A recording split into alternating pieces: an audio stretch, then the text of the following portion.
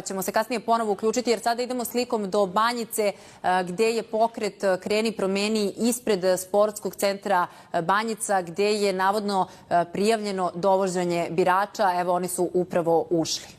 Da nam kažete šta se ovde dešava. Pa šta je ovde?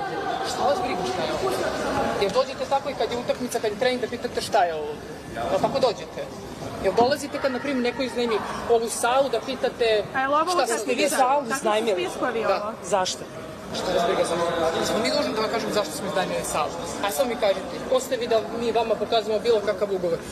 Dajte ugovor o zakupu.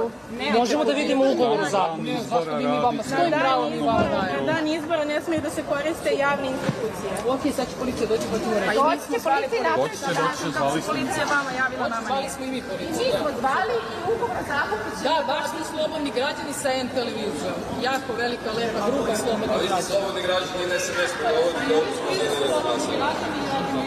Možete vi da nam kažete šta se ovde dešava? Kojim povodom ste vi ovde? Vaša koleginica kaže da ste iznajmili ovu salu. Zbog čega ste iznajmili? Šta se ovde dešava? Ima dosta ljudi.